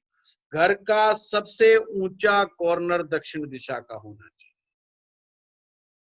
और ये बड़ी हैवी होनी चाहिए। घर का संदूक, अलमारी जो है सब दक्षिण दिशा की दीवार पे लगा दो, तो आपका मंगल बली हो जाएगा। तो ये ध्यान रखना। और खास करके वो लोग जिनका मंगल दशम भाव में बैठा है, उन्हें दक्षिण दिशा को बड़ा मजबूत रखना चाहिए। हनुमान जी यहीं से घुसे थे, दक्षिण दिशा से। ये कॉर्नर कभी कमजोर नहीं होना चाहिए। और रावण ने बस एक यही गलती कर दी थी, यही द्वार कमजोर कर दिया था। तो चलिए हम आगे बढ़ते हैं। तो मंगल के लिए दशम भाव का मंगल कुल दीपक योग बनाता है, उच्च पद पे लेकर के जाता है, सेना में उच्च पद देता है, ऑर्गेनाइजेशन का हेड बना देता है। अगर प्राइवेट काम करते हो तो निश्चित सीईओ या एमडी बनोगे। अपना खुद का काम करते हो तो आप अपनी ट्रेड के अंदर बहुत बड़ा ब्रांड बन सकते हो। मतलब इतना अच्छा है मंगल। पर मंगल के भी कुछ नियम है, कानून है। मंगल कौन है? हनुमान जी। भाई हनुमान जी की भक्ति करो। वो पवन पुत्र हैं, वायु पुत्र हैं। और वायु कौन है? वायु तो हमारी प्राण वायु है, प्राण वायु है। जब कब तक जीवित रहोगे? जब तक प्राण वायु आपके पास रहेगी, वाइटल फोर्स आपके पास रहेगा, प्राण ठीक रहेंगे तो हमारी प्राण वायु ठीक होगी, प्राण वायु ठीक रहेगी, यानी कि जीवित रहने की शक्ति। आपने देखा होगा कुछ जानवर जब मरते हैं काफी देर तक तड़पते रहते हैं। छिपकली की पूंछ जो है अगर कट जाए तो कितनी देर तक वो चलती रहती है। ये उसकी प्राण शक्ति को दिखाता है। प्राण शक्ति का मतलब ये, अगर बाई चांस कोई एक्सीडेंट हो जाए, कोई बड़ा हादसा हो जाए और व्यक्ति काफी लंबे समय तक चोट लगे लगे झेल जाए, वही उसकी प्राण शक्ति है। इसीलिए प्राणायाम बहुत महत्वपूर्ण है। प्राणायाम प्राणों को आयाम देने का कार्य है, प्राण शक्ति देता है आपके अंदर। और कुंभक प्राणायाम आपको जो है आपकी छाती में जो भर के रख लेते हो, वो आपके प्राणों को शक्तिदायी होता है।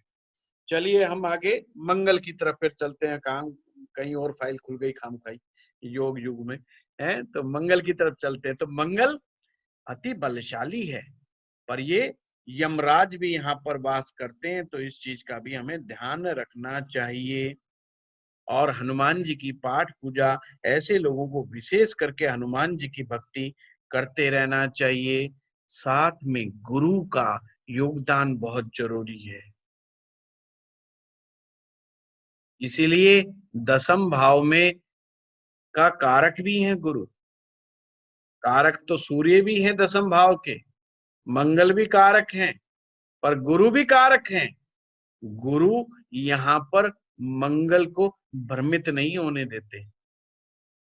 यानी कि कुंडली में अगर गुरु अच्छा है और मंगल दशम भाव में बैठा है तो सोने पे सुहागा।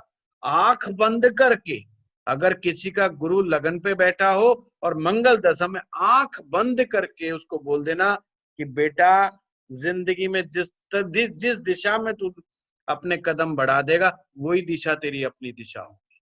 देखिए कितनी बड़ी बात मैंने कह दी कि उसको अब बस एक ही बात बोलना कि बेटा जितना बड़ा सोच सकता उतना बड़ा सोच। तेरे को अपनी सोच में कंप्रोमाइज नहीं करना। ऐसा जब तक अगर कह दे कि मैं 1 लाख लोगों को रोज भोजन कराऊं, परमात्मा मुझे उतनी शक्ति दे, तो भगवान दे देगा। सामर्थ्यवान लोग होते हैं ये, बड़े योद्धा टाइप के लोग होते हैं, बड़े जुझारू प्रवृत्ति के लोग होते हैं। और ऊपर से गुरु कंट्रोल कर रहा है, बस फिर तो मंगल को क्या चाहिए। मंगल के साथ एक ही दिक्कत है कि वो हाथी की तरह कई बार मदमस्त हो जाता, परवाह नहीं करता किसी की। और जो गुरु के कंट्रोल में होता है, वही ना अग्नि, अग्नि कंट्रोल में होनी चाहिए। और अग्नि देवता से ही हम शादी को ठीक कर सकते हैं। देखिए किसी की अगर मैरिज बिगड़ी हुई है ना, तो अग्नि देवता के माध्यम से ही हम उसके विवाह को ठीक कर सकते हैं। Fire saves the marriage. अग्नि की पूजा करो, अग्नि मंत्र का पाठ करो, अग्नि का उन्हें कहिए। देखिए बड़ा आसान सा सूत्र बता रहा हूँ कि और मंगल, मंगल ही मैरिज को बिगाड़ता है। अगर मंगल बहुत शक्तिशाली हो जाए तो उसको विवाह ही नहीं करना चाहिए, क्योंकि मंगल ज्यादा शक्तिशाली हो जाए तो ब्रह्मचर्य की बात को कहता है। तो ऐसे लोगों को नहीं करना चाहिए, शादी नहीं करनी चाहिए। अब हमारे मोदी जी का मंगल बहुत स्ट्रांग बैठा हुआ, सुग्रही मंगल है, स्ट्रांग मंगल है, लोग उनको बेशक उनकी निंदा करते हो, पर मैं एक ज्योतिषाचार्य के दृष्टिकोण से, ज्योतिषी की नजर से देखूं तो जो उन्होंने किया ठीक। अगर वो शादी कर लेते तो इतनी ऊपर क्या, उन्हें कहीं गुजरात के अपने शहर में भी कोई नहीं जानता हो, ये निश्चित मानिए। तो जिनका अगर मंगल बहुत स्ट्रांग हो जाए उन्हें विवाह नहीं करना चाहिए, क्योंकि मंगल जो है अग्नि है, और अग्नि के फेरे लेकर के हम विवाह को मनाते हैं, पर ये बहुत ज्यादा प्रभावशाली हो जाए तो ये अग्नि तोड़ भी देती है, विवाह को समाप्त भी कर देती है। तो जिन लोगों का भी मंगल दशम में है उन्हें अग्नि की पूजा करनी चाहिए। और वैसे भी मंगल कहीं पर भी बैठा हो, ये ध्यान रखना, अगर मैरिज में कोई बाधा आ जाए, मैरिज बिगड़ जाए, पति पत्नी में झगड़ा हो जाए, तो आप अग्नि की पूजा करके जो है ठीक कर सकते हो। अब अग्नि की पूजा से क्या मतलब शादी का, आप जानते हो? अच्छा, अग्नि कौन कौन सा होता है पता है आपको? साउथ ईस्ट कॉर्नर को अग्निकोण कहते हैं। ये वैसे तो वास्तु के सूत्र हैं, अब पता नहीं आज क्यों वास्तु की फाइल खुली पड़ी है दिमाग में, है? चलिए कोई बात नहीं, जो हो गया सो ठीक है। जो अग्नि है, अग्नि जो है ये साउथ ईस्ट डायरेक्शन है, और यहाँ पर शुक्र ग्रह का वास है। इसीलिए अग्नि देवता को जब आप प्रसन्न करते हो तो आपका शुक्र ठीक होता है, और शुक्र आपकी मैरिड लाइफ को सेव कर देता है। अच्छा, हमारे पहले बड़े बुजुर्ग होते थे, वो क्या करते थे, छोटे से कंडे से जला लिया करते थे, थोड़ा सा घी डाल दिया करते, कुछ उसमें खीर डाल दिया करते थे, कुछ हलवा डाल दिया करते थे, जो भी मीठा भोजन बनता था, या और तो और वो बेचारे रोटी पर वो घी लगा करके उसमें अग्नि को प्रज्वलित कर दिया करते थे। ये हमारे बड़े बुजुर्ग बड़े करा करते थे, जिसे अग्निहोत्र भी कहा जाता था। पर ये अग्निहोत्र की क्रिया आपकी मैरिज लाइफ को या मैरिज की लॉन्जेविटी को बढ़ा देती है, जिसे हम एक आम प्रक्रिया समझते हैं। ये आम प्रक्रिया नहीं है, बहुत गहरी प्रक्रिया है। आप ध्यान रखना, जिन पति पत्नी के बीच में झगड़े हैं, दरार है, वहां अग्नि की पूजा नहीं होती, ना ही स्त्री उस अग्नि की पूजा करती, उसको अग्नि रूप में नहीं देखती। कुछ नहीं, पहला चूल्हा जलाते समय, पहला जब वो लाइट ऑन करे, आजकल सबकी गैस है, एक बार प्रणाम कर ले अग्नि देवता, और अग्नि मंत्र अगर आता है तो बहुत अच्छे, नीचे छोड़े मन से हिंदी में कह ले, संस्कृत की जरूरत नहीं। हे अग्नि देवता, आपको मैं प्रणाम करती हूँ, आप मेरी रक्षा करें, मेरे विवाह की रक्षा करें, मेरे दाम्पत्य जीवन की रक्षा करें। आप देखिए अग्नि में बड़ा कमाल है।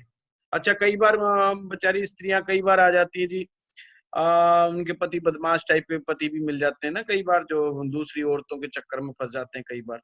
तो बेचारी कहती हैं कि भाई जो है हमारा जो बंदा जो है वो दूसरे की तरफ घूम गया जी, है लट्टू की तरह घूम गया जी।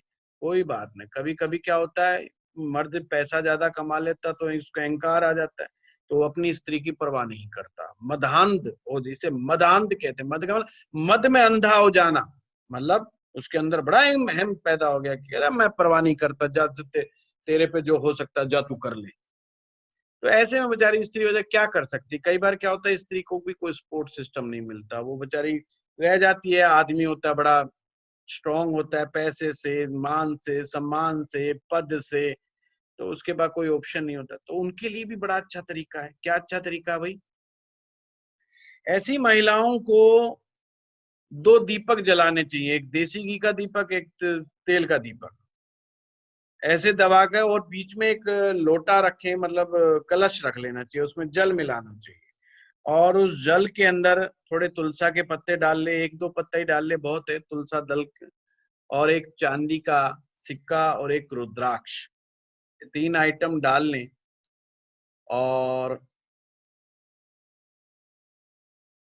हाँ ये आइटम डाल लें, और डालने के बाद उस ज्योति के बीच में 2 ज्योतियां जल रही है, कलश आपने रख दिया, केवल सूर्य मंत्र का जाप करना शुरू कर दें। सूर्य मंत्र जब पूरे दिन जब भी उसको समय लगे बस सूर्य मंत्र, और छोटा ही मंत्र ले लो, ओम राम ह्रीम रोम से सूर्याय नमः, ये मंत्र का भी जाप कर सकते हैं। नहीं तो ओम ह्रीम गणी सूर्यादित्य श्रीम तो खैर लक्ष्मी जी का मंत्र है, ये तो नहीं करना, पर ओम राम ह्रीम रोम से सूर्याय नमः इस मंत्र का जाप भी कर सकते हैं। अगर महिलाएं अगर अच्छा वो पराक्रम दिखाती है, मतलब वैदिक मंत्र का जाप तो बड़ा ही अद्भुत है। ओम मां कर्षणेन रसा वर्तमानो निवेशन नम्रतम मर्तंचया हिरण्येना सविता रथेना देवो याति भुवनानि पश्यन्, ये भी कर सकते हो। तो छोटा है तो ओम ह्रीम सूर्याय नमः, ओम गणी सूर्याय नमः, कोई भी आप ले लीजिए, सब मंत्र काम करेंगे।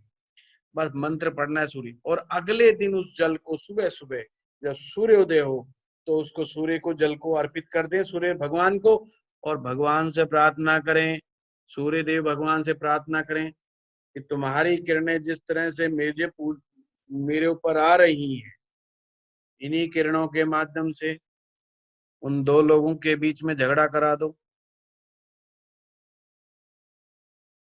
झगड़ा हो जाएगा निश्चित रूप से, बशर्ते रोज करना है विश्वास के साथ, बंदा खुद ही नहीं जाएगा, है ना, फिर भेज देना ताला खोल के, कोई बात नहीं जाओ, तो नहीं जाएगा, बशर्ते मंत्र जाप ज्यादा मात्रा में करते रहना है। तो ये किसी को भी आप अद्भुत प्रयोग बताएंगे, बात बन जाएगी, है ना। पर ये उन्हीं के लिए जिन्होंने कहीं इधर उधर हिसाब किताब कर रखा है, वो वाली बात है ना। बाकी अगर मियाँ बीबी के आम झगड़े हैं तो बस केवल अपने घर में सुबह सुबह जो है आप अग्निहोत्र की क्रिया कर लेंगे, तो उससे भी छोटा सा हवन कुंड में थोड़ा थोड़ा करके आप कपूर कुपूर थोड़ी सी हवन सामग्री डला करके फिर आप चूल्हे की अग्नि पर जाएं, और चूल्हे को जो स्टार्ट करके भगवान का नाम लेकर के मंत्र जाप करके अगर महिला जो है खाना बनाना शुरू कर दे, निश्चित रूप से दोनों के संबंधों में बहुत ही मिठास आए। अच्छा, ये एक मैं खास बात चैलेंज के साथ 45 days you can do it, करके देखो, गारंटी है मेरी कि आप रियलाइज करोगे। देखिए, सूत्र खुद ज्योतिष में ऋषियों ने दे दिए, अपनाना करना हमारे हाथ में, यही वैदिक ज्योतिष है। वैदिक ज्योतिष के जितनी भी रेमेडीज आएंगी वो स्वयं कुंडली खुद देगी, आपको मैन मेड रेमेडीज की जरूरत नहीं पड़ेगी। वो खुद ही आपकी कुंडली में कौन सा ग्रह कैसे बैठा है वो स्वयं बता रहा है, भाई मेरा ये उपाय कर लो। चलिए आज यहीं पे विराम लेते हैं, किसी ने कोई प्रश्न पूछना हो पूछिए, फिर चलते हैं 5 मिनट। सर सचिन बोल रहा हूँ। हाँ सचिन बोलो। सर ये जैसे आपने दिशाएं बताई हैं, अलग अलग ग्रह की अलग दिशाएं हैं, लेकिन किसी दिशा को आपने कहा भारी करना है, किसी को सॉफ्ट करना है, ये क्या कंसेप्ट है? क्या हो गया, कौन सी भारी हो गई कौन सी हल्की हो गई बाबू? नहीं, जैसे दक्षिण दिशा में आपने कहा कि इसको संदूक रख देना, हैवी करना है, और उसके लिए बृहस्पति के लिए कहा उसको साफ सुथरा करें, देखिए भारी नहीं करना। सिंपल है सचिन, यमराज है वहां पर, दबा के रखना यमराज, दबा करके रखना यमराज को। ये जहां पर ईशान दिशा होती है, ईशान के बिल्कुल विपरीत होती है, समझ रहे हो बात को? अच्छा। यहाँ मंगल है और यमराज की दिशा है। जरा सा यमराज को आप ढीला छोड़ दोगे ना तो हावी हो जाएगा आप, है ना। वैसे अगर जिनका कमजोर हो उन्हें यमराज के मंत्र का भी जाप करना चाहिए, है ना, भी होता है। गायत्री मंत्र के साथ भी यमराज के मंत्र को मिक्स करके किया जाता है, यमराज का बीज मंत्र का भी जो है बीज के अंदर लेकर के किया जाता है, बहुत सारे। कभी मंत्र एस्ट्रोलॉजी पढ़ाऊंगा तो मैं आपको ये सब चीजें बताऊंगा, कभी मौका लगा अवसर लगा तो जरूर आप लोगों को बताएंगे, कभी इस चीज के ऊपर भी चर्चा होगी कि कैसे क्या होता है, ठीक है ना। और वास्तु और ग्रह ये आपस में मिले हुए हैं। एक्चुअली में अगर वास्तु को समझना है ना तो इन ग्रहों को समझना होगा, रियल वास्तु जब ही आएगा। देखो पाखंड वास्तु करने के लिए तो जो मर्जी कर लो आप, है ना, 2 इंस्ट्रूमेंट ले जाओ, लेजर एंटीना ले जाओ, ये ले जाओ, है वहां दिखा दो कि ये दिशा यूं, ये उससे कुछ नहीं, पता नहीं चलता कद्दू भी उनको, और क्या है क्या नहीं है, और वो चक्रों में घेर देते हैं। मैं उस बात को नहीं कर रहा, पर रियल ज्ञान जरूर हो। मेरा ऐसा मानना है कि देखिए आप करें या ना करें वास्तु, पर आपको ज्ञान हो। और क्यों है ऐसा? जब तक आप ग्रहों को नहीं समझ पाएंगे तो आप उसके लॉजिक को नहीं समझ पाएंगे। फिर आप रेमेडी आराम से बैठे बैठे बना लो। आप किसी के घर में घुसते ही बता दोगे कि मामला कहाँ है क्या, बिना डराए बिना समझाए। और मंत्रों के द्वारा ही पाठ पूजा करने से भी लाभ हो जाता है। अब बताइए, एक छोटी सी बात मैंने बड़े आराम से समझा दी, भाई घर के ईशान कोण में ये बात है। अब सिंपल है, अब ये तो सिंपल कर सकता है कोई आदमी, करके देखे। और मैं तो कह रहा हूँ भाई 5-7 दिन लगा ले वहां पर, और फिर बात करे। अगर वो पाता है कि 100 थॉट्स एक साथ उसके दिमाग में आ रहे हैं तो 20 आ जाएंगे 7 दिन के बाद, मतलब, और उसको कुछ समझ में आने लग जाएगा। ये भी आप समझिए बात। अच्छा, उत्तर दिशा को ही पकड़ लीजिए। उत्तर दिशा में आप, है ना, कूड़ा कबाड़ा जो स्टोर रूम का लाके उत्तर दिशा पे माप लीजिए और वहां रखिए। कुछ नहीं तो 10-12 दिन रखिए, आपको समझ में आ जाएगा पैसे का कैसे अपव्यय होता है। और फिर हटा लीजिए, बिल्कुल साफ कर दीजिए, साफ सुथरा एकदम चकाचक, झाड़ू झूड़ू लगा लगू करके एकदम चकाचक कर दीजिए उस दिशा। फिर देखिए फिर क्या होता है। आप कहेंगे जो खर्चे एकदम से बढ़ गए थे वो तो एकदम रुक गए। तो बहुत सारी चीजें हैं, और कई कई चीज तो ऐसी होती हैं जो 3 से 5 दिन में इफेक्ट दिखा जाता है। तो आपको अपनी कुंडली के ग्रह देखने हैं और अपने घर का वास्तु देखना, उन दोनों को जोड़ देना है। हमेशा ध्यान रखिएगा, आपको घर वो मिला है जो आपकी कुंडली ने कहा है। आपको घर वो मिला है जो आपके ग्रहों ने चाहा है। आप अपनी मर्जी से किसी घर में नहीं घुस गए, ये ध्यान रख लेना। कितना मर्जी दिमाग लगा लो, कुंडली के चौथे भाव में राहु, कुंडली के चौथे भाव में राहु 10 वास्तु शास्त्री खड़े कर ले, दोष मिलेगा ही मिलेगा। अच्छा, हाँ, दोष मिलेगा ही मिलेगा। आप कुछ कर लो, नहीं वो खुद बिगाड़ के खड़ा कर देगा, खुद वो कहीं ना कहीं पलंग कुर्सी इधर उधर हिला करके साइड पे कर देगा, खुद वो फ्रिज कहीं का कहीं लगा देगा, है ना। आप ये समझ लेना, आपको जो घर मिला हुआ है आपके ही ग्रहों के कारण मिला हुआ है। अच्छा, तो रिफ्लेक्शन है, तो रिफ्लेक्शन है आपके ग्रहों का। जो आपका घर है वो आपके ग्रहों का रिफ्लेक्शन है। आपको भगवान ने पर सुविधा दे दी कि अपने वास्तु को ठीक कर लो, ग्रह सुधर जाएंगे, ग्रह को ठीक कर लो तो वास्तु सुधर जाएगा। भाई ये कब ख्याल आएगा कि मुझे मेरा घर का वास्तु सुधारना है? कब ख्याल आएगा? जब आपका ग्रह चाहेगा। किसी एक ग्रह को शुद्ध बना लो आप, वो ग्रह अपने आप दिमाग में उस आदमी को, कोई वास्तु शास्त्री को मिलवा देगा, किसी विद्वान को मिलवा देगा, सुनील वशिष्ठ से मिलवा देगा, कहीं ना कहीं मिलवा देगा। समझ लो बात को। वो ग्रह चाहेगा कि यहाँ सुधार होना चाहिए, उस आदमी में परिवर्तन होना चाहिए तो होगा। ऐसे कैसे हो जाएगा? नहीं होगा भाई ऐसे। फिर उसकी बुद्धि को मैं करे, अच्छा ऐसा भी करना चाहिए, वो बिल्कुल करेंगे भाई। समझ रहे हो बात को? क्या आएगा उसका, सब कुछ होगा उसका। ध्यान रखना, बड़ा घर मिलेगा ही मिलेगा। चौथे के साथ गुरु का संबंध बन जाए, बड़ा घर मिलेगा ही मिलेगा। ये सूत्र है ये वास्तु। और वास्तु भी कब, कैसे, कितने साल में आपके ऊपर इफेक्ट पैदा करेगा ये आपकी कुंडली बताएगी, वास्तु शास्त्री नहीं बता सकता। कि 2.5 साल में गड़बड़ करेगा, कि 1.25 साल में गड़बड़ करेगा, कि 3 साल में गड़बड़ करेगा, कि 7वें साल में गड़बड़ करेगा आपका घर, कब गड़बड़ करेगा ये तो आपकी कुंडली बताएगी। थोड़ी बता, जमीन से थोड़ी पता चलेगा। जमीन से तो आप कह दो कोई ईशान कोण में मंदिर बना लो, दक्षिण दीवार को भारी कर लो, ये तो थंब रूल है ना, पर वो थंब रूल चलते नहीं। मामला तो कस्टमाइज करना पड़ेगा। जिस घर में आप रह रहे हो वो घर आपकी कुंडली से मैच करता है कि नहीं, जब भी आप वहां लंबे समय तक टिक पाओगे। आप ये समझो, आप 15 साल, 20 साल, 25 साल, एक आदमी घर बनाता है 100 साल के लिए, वो 5-7 साल के लिए थोड़ी बनाता है, अपने बच्चों के लिए घर बनाता है भाई। बिल्कुल। तो उसका हिसाब किताब कैसे पता चलेगा? एक आदमी 20 साल, 25 साल, 30 साल रहता है और एक आदमी हर 3 साल में घर बदलता है,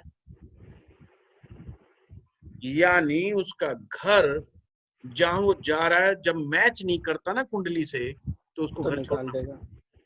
मैक्सिमम 3 साल, 4 साल, 3 साल घर छोड़ना पड़ेगा, जगह छोड़नी पड़ेगी। यानी कि आपके कुंडली में जहां जहां ग्रह बैठे हैं ना, वो उस घर के साथ मैच नहीं कर रहे, और किसी बुरी दशा या अच्छी दशा से तुम घर में घुस तो गए हो, और वो घर जाएगा, निकलो भाई जल्दी, ये तुम्हारी जगह नहीं। मेरा नक्शा जो मकान का बना हुआ है वो ग्रहों से मैच नहीं खा रहा, तो इसलिए वो तुम्हें भगा देगा वहां से। समझो बात को? बिल्कुल बिल्कुल। हाँ, तो ये जो चीज है ना, अद्भुत। मैं जब गुरुजी? गुड़गांव आया तो मैंने फ्लैट किराए पे लिया मैंने यहाँ पर, तो कंपनी के भी कुछ लड़कों ने ले।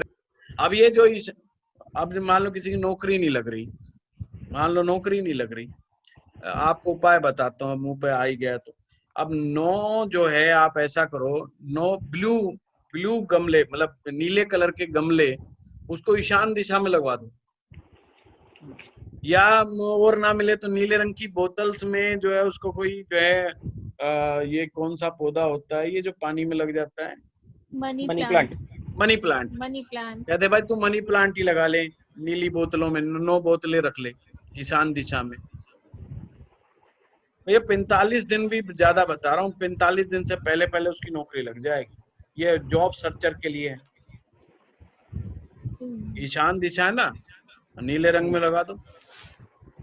नीला रंग जो है राहु है। अच्छा अच्छा। हाँ, ये तो समझिए। फिर राहु को एक्टिवेट नहीं कर रहे हम वहां पर?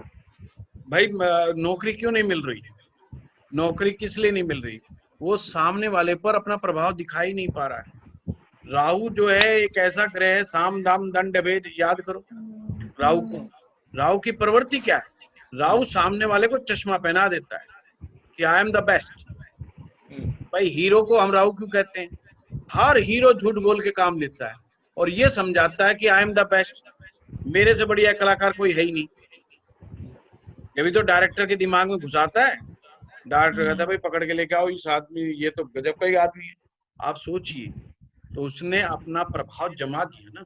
इंटरव्यू में इंटरव्यूअर कोई नॉलेज नहीं चेक करता। ये दिमाग का वहम है कि कोई नॉलेज चेक कर रहा है आपकी, बिल्कुल नहीं कर रहा। तो कोई लेना देना नहीं। वो आपके अंदर से आपका आभा मंडल देख रहा है। वो देख रहा है कि आप उसको कैसे कॉन्फिडेंसली, आप उसको कैसे टैकल करते हैं।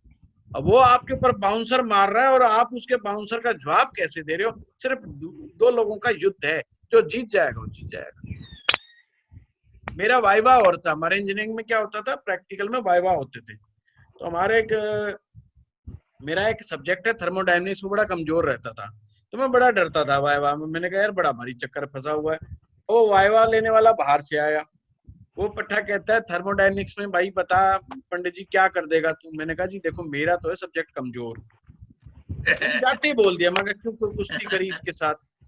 कहता है तो तेरा जो मजबूत सब्जेक्ट है ना वो बता दे। मैंने कहा जी उसके अलावा कुछ भी पूछ लो। तो बोला नहीं नहीं तू बता, आज तेरी, मतलब चौधरी था वो। बोला नहीं नहीं तू बता। मैंने कहा जी ऐसा पॉलिटिक्स में पूछो। अच्छा, मेरे को पॉलिटिक्स का बड़ा शौक था, जवाबदार, तो लगा रहा। बाबूजी मैंने उसका पीछा नहीं छोड़ा। तो एक वो हमारा टीचर था, वो मुझसे बड़ा प्रेम करता था। वो कहता है यार तू पंडित जी का पीछा छोड़ दे, इतनी देर से तू। उसको लगा ये टेक्निकली फंसा रहा है, और उसको भी पता था कि टेक्निकली जो है थर्मोडायनेमिक्स में कमजोर है। वो कहता अब तो ये मेरा पीछा नहीं छोड़ रहा, इसको जो पॉलिटिक्स में मेरे से ज्यादा नॉलेज है इस बंदे को। और वो मान गए और उसको नंबर देने पड़े। मैंने कहा जी एक ही रिक्वेस्ट, नंबर पूरे देना। ये समझ लेना कि थर्मोडायनेमिक्स का ही पेपर मैंने दिया है बस। तो आप अपनी वाक पटुता से किसी को समझा पाते हैं कि नहीं समझा पाते हैं, वो अपने आप में बड़ी बात। आप एक हंसोगे, मेरी यहाँ गुड़गांव में नौकरी लगी तो एक बंगाली बाबू था हमारा मैनेजर, अर्नब मजूमदार, आज भी मेरे क्लाइंट है वो। तो वो मेरे से पूछने लगे, तो कुछ टेक्निकल पॉइंट के ऊपर बात हुई, तो मैं पढ़ा करके आया था, मैं तो इंस्टीट्यूट से। अब वो इंडस्ट्री की जो बात पूछने लगे वो मुझे आई नहीं, तो बोले भाई नहीं आप थोड़ा टेक्निकली वीक हो और ये हो। बोला अच्छा और क्या करते हो? मैंने कहा जी मैं ज्योतिष बहुत अच्छा करता हूँ। ये तो कोई मतलब नहीं हुआ, हमारे इंडस्ट्री में ज्योतिष का क्या मतलब? मैंने कहा जी मैं दूर से बैठ के देखते देखते पता तो उसका, मैंने कहा जी मैंने देख लिया आपका बुध ग्रह कमजोर है, फलाना ये, और मैं उसके शुरू हो गया और वो बंदा डर गया। वो कहता है तुम एक काम करो, तुम, उसने पता नहीं क्या सोचा, कहता है अभी रुको 1 मिनट। वो गया और कुछ डी को बोल के आया, फिर मेरे पास आया, कहता है ऐसा ऐसा, जैसे जैसे मैं बोल रहा हूँ वैसे वैसे बोलना है तुमने, और हाँ हाँ करनी है। और वो मुझे एमडी के पास ले गया, और एमडी ने कहा हाँ भाई ये देख लिया, चेक कर लिया? बोला हाँ उसे ये आता है ये आता है। उसने जैसे कहा मैंने भी हाँ हाँ कर दी।